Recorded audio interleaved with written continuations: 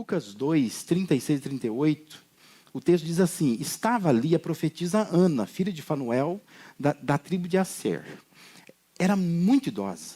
Havia vivido com seu marido 7 anos depois de se casar. E então permanecera viúva até a idade de 84 anos.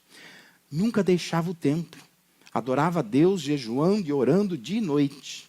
Tendo chegado ali naquele exato momento, deu graças a Deus, falava a respeito do menino a todos os que esperavam a redenção de Jerusalém.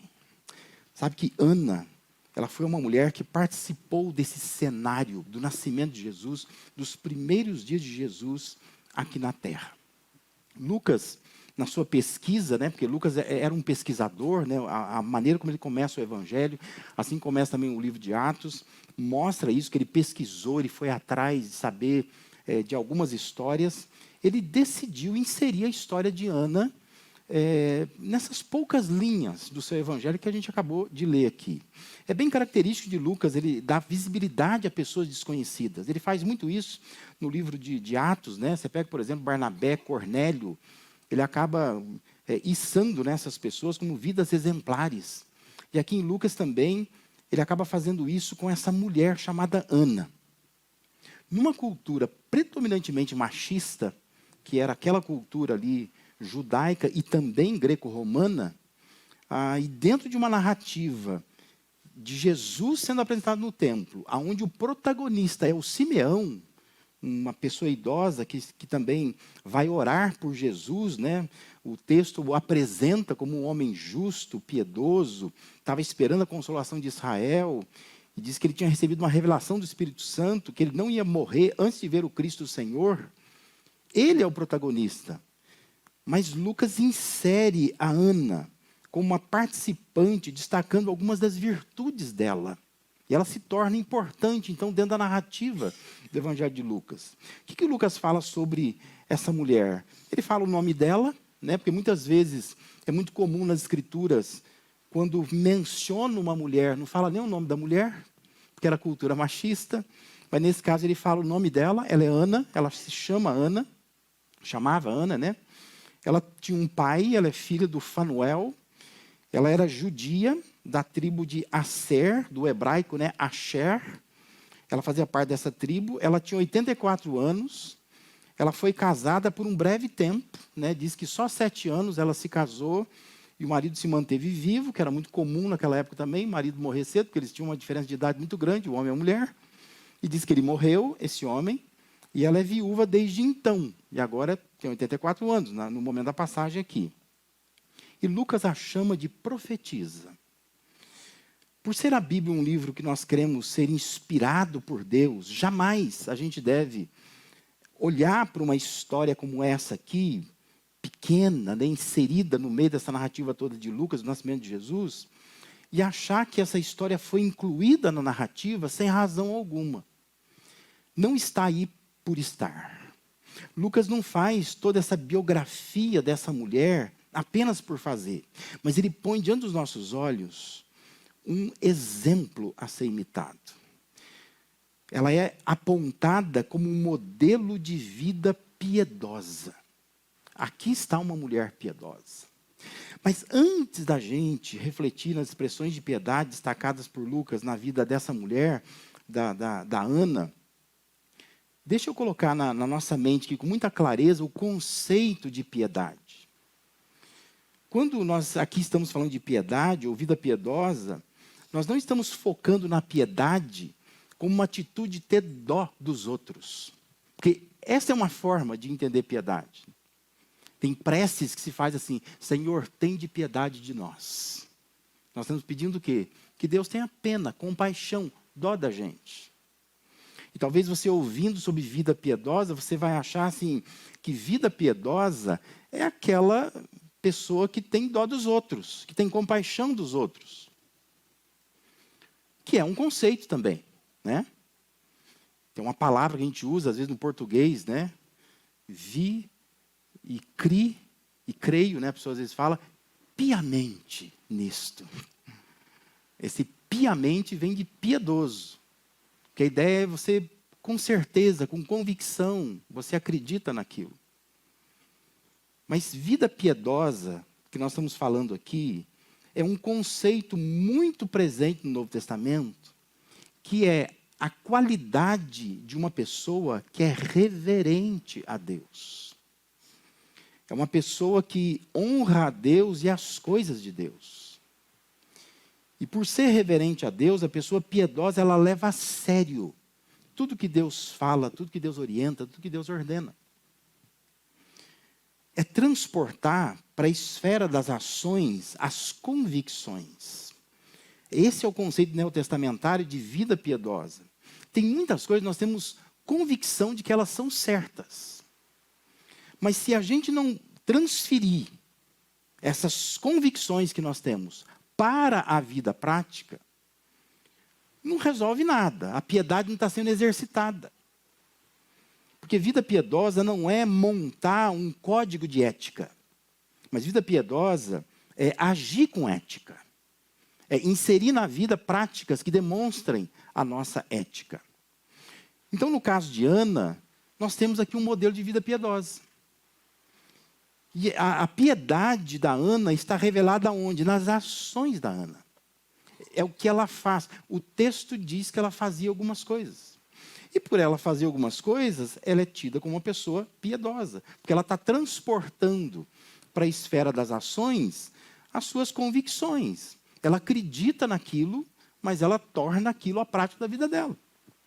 E quais são essas ações de Ana que expressavam a sua vida piedosa? A primeira ação dela é congregar. Veja que o texto diz assim, que ela não deixava o templo, ou ela nunca deixava o templo. Com isso, Lucas queria dizer que ela não se afastava do templo, que ela sempre estava ali, que ela tinha compromisso com as atividades que aconteciam ali, naquele lugar. O ato de congregar era a expressão da sua piedade, ela estava sempre presente ali. Não é que ela nunca deixava, no sentido que ela morava lá. Mas ela estava sempre lá, estava sempre presente lá. Para aquela mulher de 84 anos, estar no templo expressava a convicção que ela tinha, de que era importante estar no templo. Porque muitos de nós achamos muito importante estar no templo. A gente não está no templo, nunca, né? Todo domingo tem uma desculpa. Todo domingo é uma dor de barriga, uma dor de cabeça, um mal-estar, uma visita que chegou. Todo domingo é o carro que quebra, é o Uber que não vem. A gente sempre tem uma lista de coisas, mas está na igreja, é importante. Aí manda mensagem dizendo assim, pastor, nossa, eu acho tão importante estar na igreja, mas eu não tenho podido estar. Não adianta nada, isso não é vida piedosa. Isso é montar na cabeça um código de ética. Pensar assim, é certo fazer essas coisas, mas nunca fazer as coisas certas. Não resolve. Para aquela mulher de 84 anos, estar no templo demonstrava a convicção que ela tinha, da importância que ela achava que era mesmo estar no templo. E para isso ela se esforçava. Ela estava no templo. Ela estava lá. A piedade dela fazia ver o convívio no templo como algo que era um privilégio, não um peso. Não era ter que estar lá, mas que bom é estar lá. Eu preciso estar lá, né?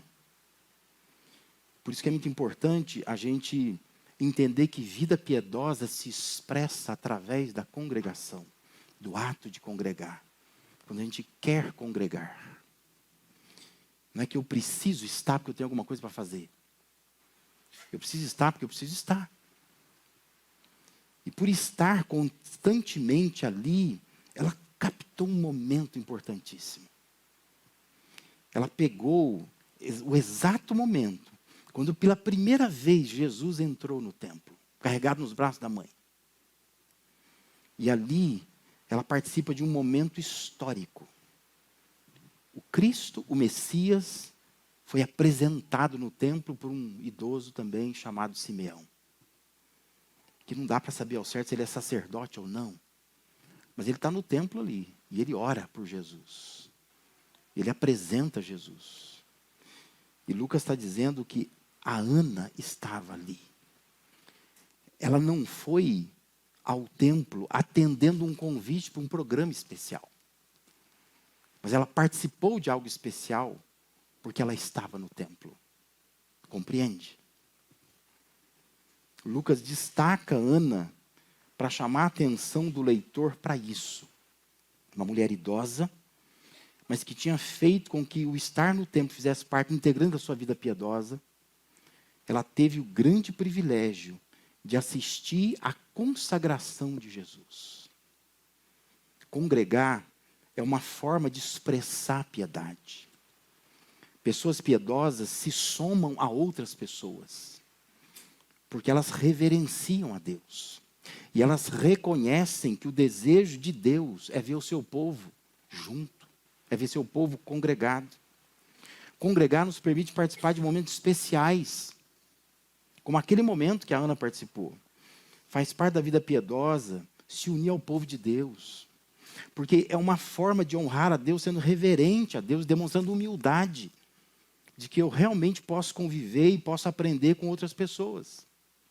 Por isso que vida piedosa não é vida isolada, mas é vida conectada a outras pessoas. Vida piedosa é você entender a necessidade de encorajamento, de reforçar, de até ajustar a nossa piedade. A gente faz isso na congregação, por meio da congregação. Deus está proclamando em alto bom som nos templos. Deus está se manifestando com a sua graça. Deus está fazendo coisas extraordinárias pelo seu poder, falando aos corações através das congregações. E muitas vezes as pessoas estão em casa, ouvindo outras vozes, mas não a voz de Deus sendo proclamada por meio da congregação. Aí vai dizer assim, pastor, mas eu ando tão indisposto. Nessa hora eu tenho vontade de ressuscitar a Ana. E pegar a Ana e mandar para a tua casa. E fazer a Ana conversar com você. E a Ana te dá um chacoalhão e diz assim, menino, menina, eu tenho 84 anos. E eu não deixo o templo de jeito nenhum. Porque vida piedosa se expressa no ato de congregar. Sabe que se a gente examinar apenas as nossas inclinações, é provável que raramente nós viremos à igreja. Porque se a gente ficar avaliando só a nossa inclinação, só a vontade, se você esperar só a vontade, talvez você nunca participe. Porque muitas vezes não é por vontade que a gente tem que vir na igreja. Porque não é assim que você faz em nada na sua vida. Tem dia que você não tem vontade de trabalhar. Não é verdade? Você não vai? Tem dia que eu não tenho vontade de levantar, mas levanto. Porque a obrigação me chama. Tem dia que você não tem vontade de comer, mas precisa, é necessário. Tem dia que você não tem vontade de olhar para a cara do teu marido, mas tem que olhar, porque ele é teu marido. Tem dia que você não tem vontade de cuidar do seu filho, mas tem que cuidar, porque é o seu filho, é a sua filha. Não é assim que a gente faz em tudo na vida? Então, se a gente for olhar só para as nossas inclinações, a gente nunca vai vir à igreja. Raramente viremos à igreja. Porque nós vamos pensar em inclinação, em vontade, em disposição. E só quando tiver disposição, quando os astros se combinarem todos a meu favor, eu vou pensar assim, hoje podia ir na igreja, né? Porque está tudo combinando, né? O clima está ótimo, estamos bem em casa, as dívidas estão pagas, não tem boleto nenhum vencendo. Então, a vontade de ouvir aquele pastor falando aquela fala mansa dele. Então, assim, eu vou lá para a igreja. Hoje eu vou. Aí dá o ar da graça, assim, uma vez por mês, né? De vez em quando. Se a Ana fosse te visitar, a Ana ia te dar um chacoalhão. Entenda que a inclinação natural do coração se opõe, não necessariamente à ideia de igreja, mas a nossa inclinação do coração se opõe à ideia de interdependência. Onde, por meio de uma congregação, um precisa do outro. Que nós vivemos um tempo onde nós somos estimulados e encorajados a não depender de ninguém. Nós somos motivados à autossuficiência. E igreja é um lugar onde você pratica humildade, que você tem que ouvir outra pessoa, que você tem que se esbarrar com o outro, que você tenta trabalhar essas questões que mexem com a nossa piedade. Vida piedosa envolve vencer nossa tendência, que é sermos independentes e valorizar o ajuntamento, o culto, atividades coletivas e congregacionais. O psicólogo francês, o Émile Coué, faleceu em 1962, ele dizia que a melhor de todas as maneiras de se começar uma semana é subjugar um pouco as nossas propensões, nossas inclinações. Claro que Coué não estava pensando em igreja, falando sobre igreja, mas lutar contra o comodismo, subjugando nossa tendência ao individualismo, a gente buscar congregar pelo menos aos domingos, é uma boa forma de começar a semana. É uma boa forma de a gente subjugar as nossas propensões, nossas inclinações. É um jeito bom de começar. Você acha importante congregar? Essa é a sua convicção. Então transporta essa convicção para a ação. Porque isso é expressão de piedade. Que quando a gente está sempre no templo, nós vamos participar de coisas maravilhosas, como a Ana participou daquela apresentação de Jesus.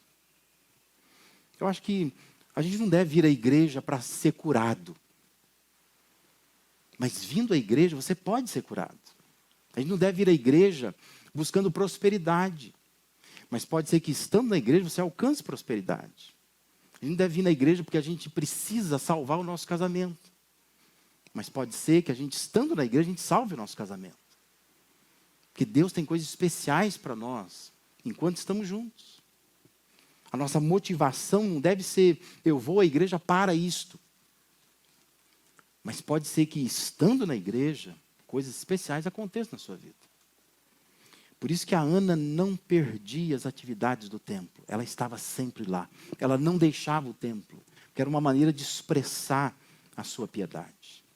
Se você quer ter vida piedosa, quer essa vida reverente a Deus, você precisa transportar da cabeça, da convicção, do pensamento, para a ação, o ato de congregar. Não basta achar que é importante congregar. Você precisa começar a congregar. De fato congregar. Estar sempre no templo. Porque estar ali, estar aqui, é uma oportunidade de a gente poder ver coisas maravilhosas que Deus pode fazer. Uma segunda ação de Ana que expressa a sua vida piedosa é consagrar. Veja que Lucas diz que ela adorava a Deus jejuando e orando dia e noite. Eu, como traduziu as versões do Almeida, ela adorava noite e dia em jejuns e oração. Isto é, não se tratava de uma velha beata, que era agarrada ao templo e só ia ao templo para fazer suas preces com uma vida fanática, farisaica, estéril. Não. Mas era alguém que sabia que jejuar e orar era uma forma de se consagrar a Deus, de demonstrar a vida piedosa. Ela fazia muito mais do que estar no templo. Ela não só vivia enfiada no templo. Ela tinha uma vida durante a semana que era caracterizada por consagração. A convicção que ela tinha da necessidade de confiar e depender de Deus se traduzia em jejuns e oração. Ela fazia isso ao longo da semana. Vida consagrada é uma expressão de piedade e envolve sacrifícios, que não é fácil. É fácil estudar sobre jejum, né? É fácil a gente ler sobre jejum, é fácil a gente pensar que bonito é fazer jejum. Mas quando você vai fazer um jejum, não é algo fácil. Especialmente para aqueles que gostam de uma boa comidinha. E às vezes, bem no dia que você resolve fazer um jejum, aquele dia frio, gostoso, e a vizinha resolve fazer aquela comida especial, que o cheiro invade a sua casa. Você fica pensando, meu Deus, misericórdia, hoje que eu resolvi fazer um sacrifício, quero orar, quero buscar a Deus, não é regime, é jejum, é para consagrar ao Senhor. E parece que vem aquele cheiro de todos os lados, né? Até o cheiro da marmita do pedreiro do vizinho vem, e você fica, meu Deus do céu, eu precisava hoje me consagrar. Mas consagração envolve sacrifício.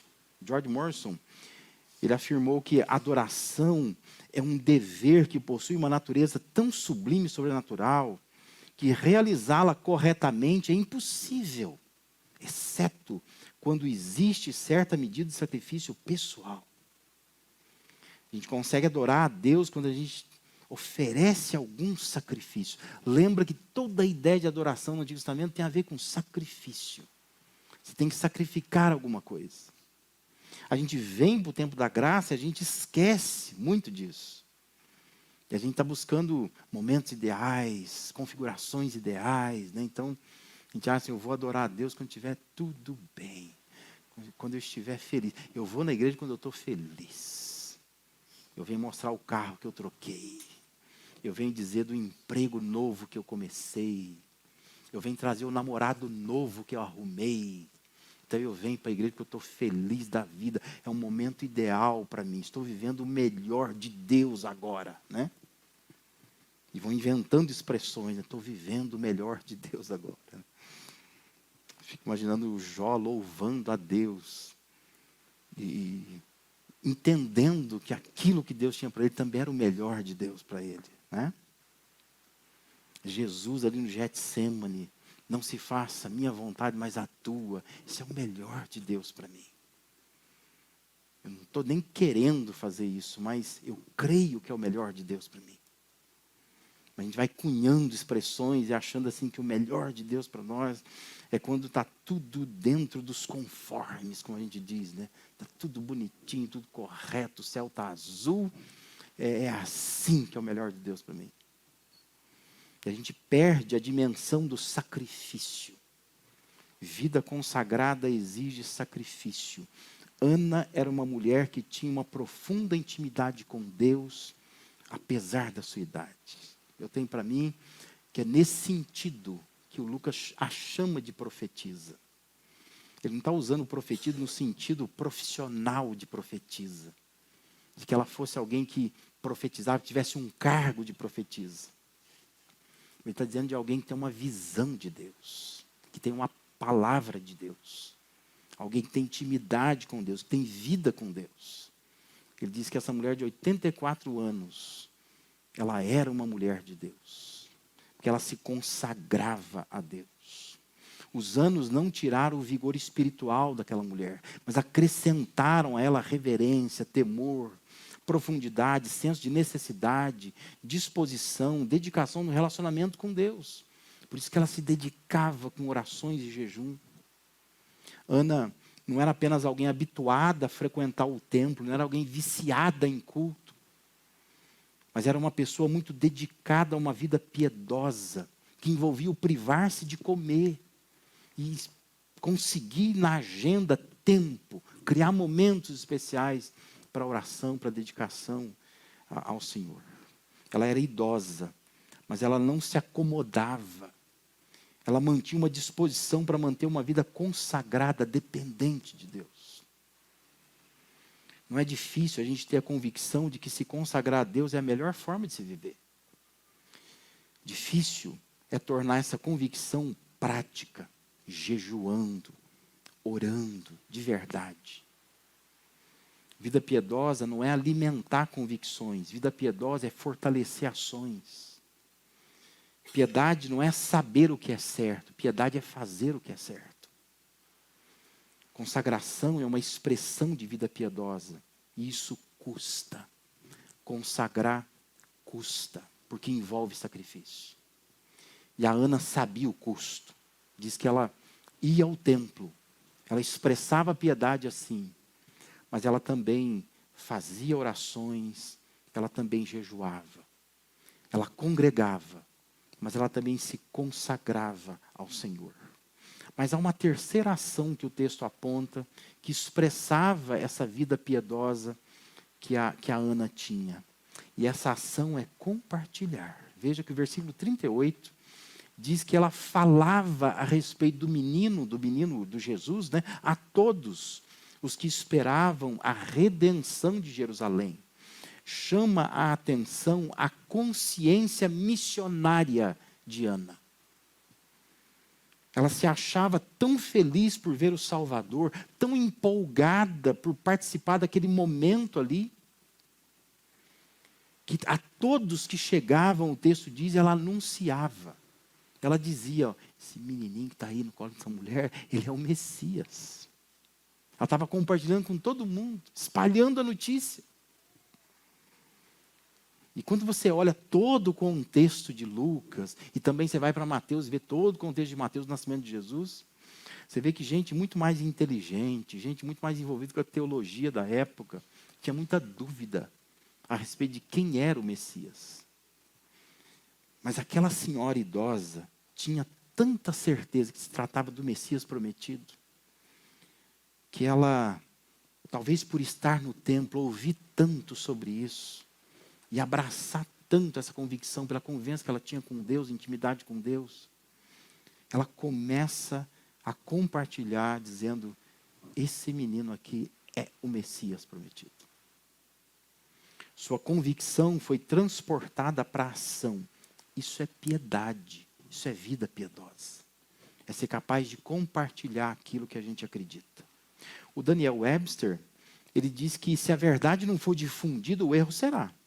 Se o poder do evangelho não for sentido em todos os cantos do nosso país, a imoralidade e as trevas reinarão. Por isso, presta atenção numa coisa. A nossa responsabilidade é muito maior do que encher uma igreja de pessoas. Quer dizer, a gente pensa nisso, né? A gente acha assim, qual é o grande projeto da Life? O projeto da Life é encher as cadeiras, é encher de gente. Mas é muito mais que isso. É mais profundo que isso.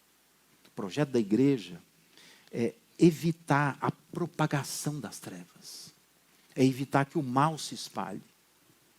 Não é simplesmente fazer a cabeça das pessoas, para que as pessoas se convençam das nossas doutrinas e resolvam vir para a nossa igreja.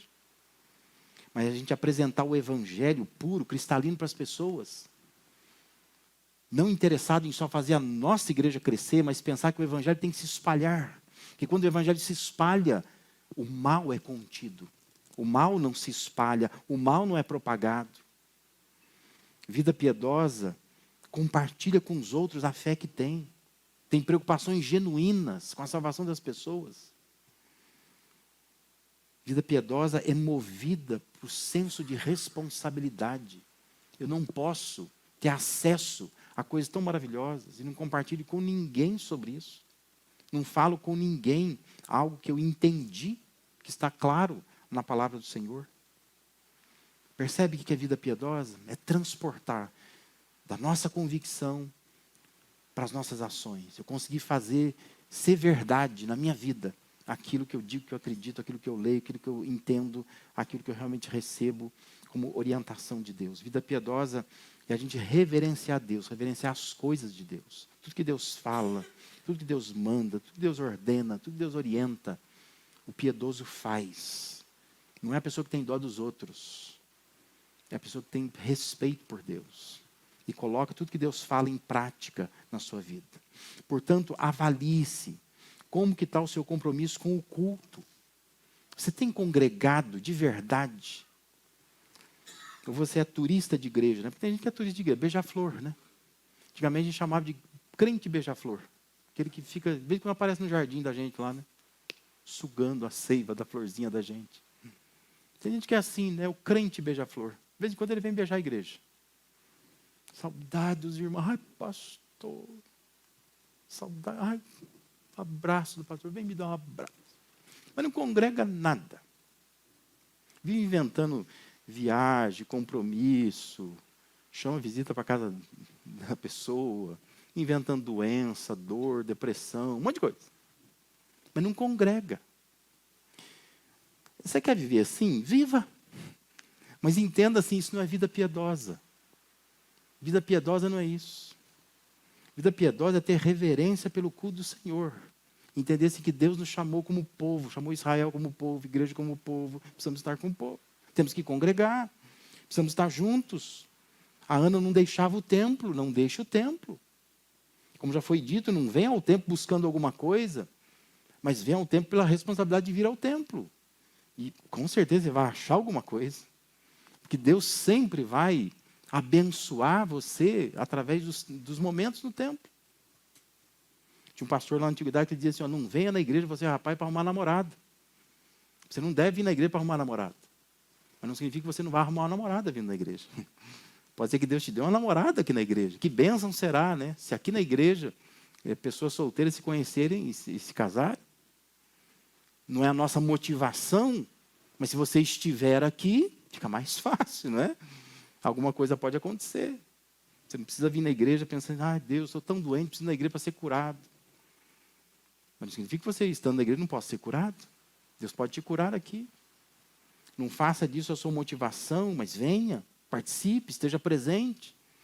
A Ana não foi ao templo que foi convidada, ela recebeu um recado no WhatsApp dela, dizendo assim, Jesus será apresentado hoje. Então, vamos ao culto. Ela estava lá. E por estar lá, ela participou. Ela experimentou daquele momento. Privilégio, não peso. Encara a congregação como um privilégio, não um peso. Venha com alegria, venha com disposição, não espere ser convidado, não espere ser chamado. Mas esteja presente, se faça presente, porque isso é importante.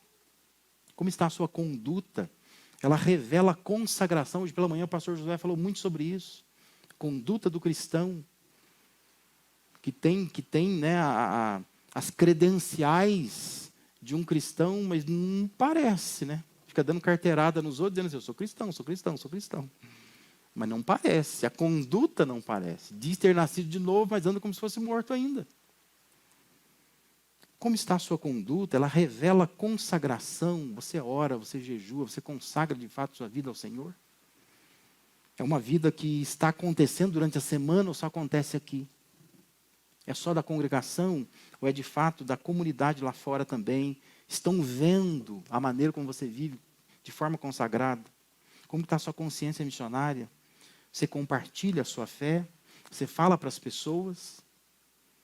Você diz para elas que você frequenta uma igreja, você tem compromisso com uma igreja, que você tem uma fé genuína, que de fato Deus tem transformado a sua vida? Você fala do menino para todos, como a Ana fazia?